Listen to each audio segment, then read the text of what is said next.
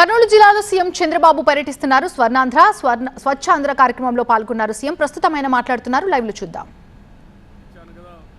నువ్వు ఆనందంగా ఉన్నావా ఏంటి, కట్టుకుంటున్నావా, దీనివల్ల నీలో మార్పు ఏంటిని అడుగుతాడు. దానివల్ల శిష్యుడు చాలా ధన్యవాదాలు గురువుగారు, కొత్త వస్త్రం వచ్చి చాలా సౌకర్యంగా ఉంది, ఇక నాకు ఎలాంటి కోరికలు కూడా లేవు, చాలా ఆనందంగా ఉన్నానని చెప్పి అంటాడు. అప్పుడు బుద్ధుడు అంటాడు, నీ కొత్త బట్టలు ఇచ్చాను, అవి వాడుతున్నావు, అసలు నీ పాత బట్టలు ఏం చేసావని అడుగుతాడు బుద్ధుడు. అప్పుడు శిష్యుడు కూడా చాలా తెలివైనవాడు.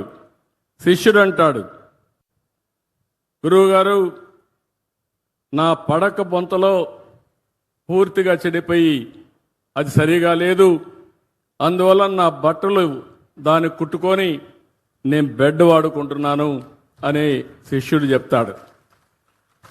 అప్పుడు మళ్ళీ బుద్ధుడికి ఒక ఆలోచన వస్తుంది, నీ పాత పరుపులో ఉండే బట్ట ఏమైందని అడుగుతాడు. దానిపైన ఆ బొంతం తీసుకొని కిటికీకి కర్టనగా కట్టాను గురువుగారు అని చెప్తాడు. అప్పుడు గురువుగారు అడుగుతారు, నువ్వు దానికి కర్టనగా కట్టావు, మరి పాత తెర ఉంది కదా దాన్ని ఏం చేసావంటాడు. ఆ తెరని వంటగదిలో వాడే గుడ్డ కింద వాడుతున్నాను తుడవడానికి అని చెప్తాడు శిష్యుడు. అప్పుడు ఆయన గురువు అడుగుతాడు మళ్ళీ బుద్ధుడు, అంతవరకు వంటగదిలో వాడినటువంటి ఆ గుడ్డ ఏం చేసావని అడుగుతాడు. అప్పుడు అంటాడు, దాన్ని గది తుడవడానికి వాడుతున్నాను గురువు గారు అంటాడు. అంతవరకు ఒక గుడ్డ వాడావు కదా దాన్ని ఏం చేసావని అడుగుతాడు. ఆ గుడ్డ పూర్తిగా చెడిపోయింది గురువు గారు, దారాలు అయిపోయింది, అది తీసుకొచ్చి మన కొవ్వు దీపాలు పెట్టినప్పుడు ఒత్తులు తయారు చేస్తాం, ఒత్తులు తయారు చేశాను, ఇక్కడ వెలిగే దీపం గురువు గారు నీ ముందర నేను వదిలిపెట్టినటువంటి బట్ట అని చెప్తాడు. అంటే మీరు గుర్తుపెట్టుకోవాల్సింది, అప్పుడు గురువు గారు బుద్ధుడు అంటాడు, అంటే ఈ ప్రపంచంలో ఏది కూడా వేస్ట్ కాదు. సారాంశం మీరు గుర్తుపెట్టుకోండి, ప్రతి ఒక్కటి ఉపయోగపడుతుంది. నేను ఎన్నో సంవత్సరాల కంటే ముందు పచ్చదనం పరిశుభ్రం అనే కార్యక్రమం పెట్టాను. ఆ కార్యక్రమాన్ని నేను ఆ రోజు అమలు చేశాను. ఈరోజు మీరు చూస్తే నేను పెట్టినటువంటి కార్యక్రమం ఎక్కడికక్కడ సర్క్యులర్ ఎకానమీ. మీ ఇంట్లో మీరు తయారు చేసి వాడిన తర్వాత అనేక వేస్ట్లు వస్తున్నాయి, చెత్త. నేను అందుకే కొత్తగా తీసుకున్న తడి చెత్త, పొడి చెత్త. ఇంత మునుపు మీరు ఒక్కసారి చూస్తే చెత్తంతా రోడ్డు పక్కన గుట్టలుగా వేసేవాళ్ళు. గడిచిన ప్రభుత్వం ఒక్క పట్టణ ప్రాంతాల్లో 85 లక్షల మెట్రిక్ టన్నులు చెత్త వదిలిపెట్టిపోయారు. నడి రోడ్లో చెత్త ఉంది.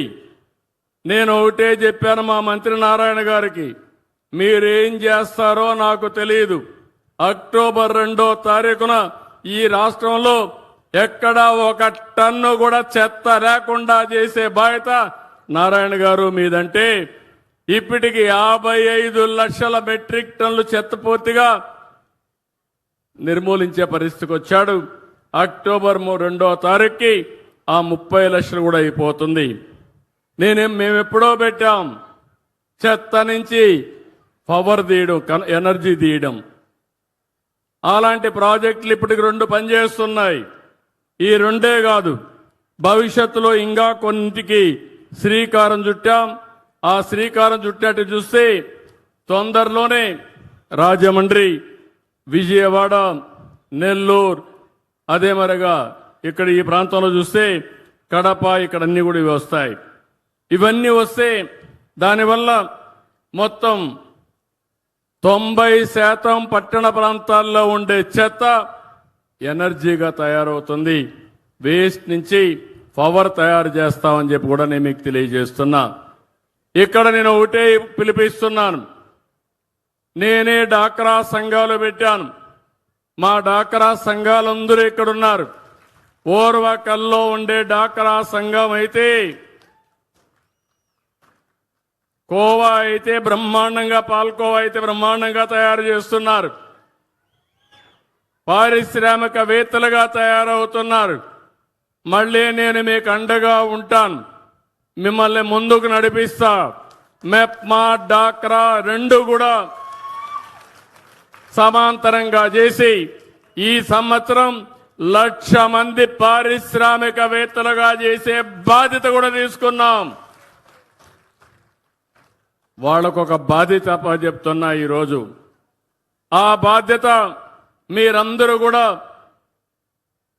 మీ గ్రామాల్లో ఒక ప్రజా చైతన్యం కోసం పిలిపిస్తున్నాను.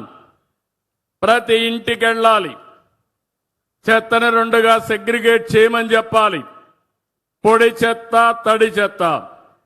పొడి చెత్త పంచాయతీ కానీ మున్సిపాలిటీస్ కానీ కలెక్ట్ చేసుకుంటాం. తడి చెత్తని కాంపోస్ట్ గా తయారు చేయాలి. ఇప్పుడే నేను పోయాను, రైతు బజార్లో చూశాను. రైతు బజార్లో మిగిలిన వేస్ట్ అంతా కూడా కాంపోస్ట్ గా తయారు చేసి మళ్ళా రైతులకు ఇస్తున్నారు. రైతులు వ్యవసాయ పొలంలో వాడుతున్నారు. అలాంటి మంచి ఆలోచనతో ముందుకు పోతున్నారు.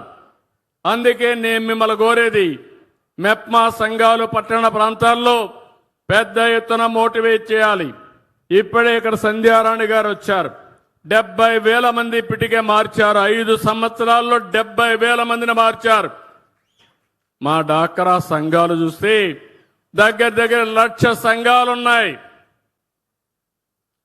1,00,000 సంఘాలు అనుకుంటే 1,00,00,000 మంది ఉన్నారు మీకు మెంబర్లుగా. ఈ 1,00,00,000 మంది అనుకుంటే మీరు అమలు చేసి మీ ఇంటి పక్కోళ్ళని మీరు అమలు చేయించగలిగితే ఇది ఒక ఉద్యమంగా తయారవుతుంది, ప్రపంచానికి ఆదర్శం అవుతుందని చెప్పి తెలియజేస్తున్నా.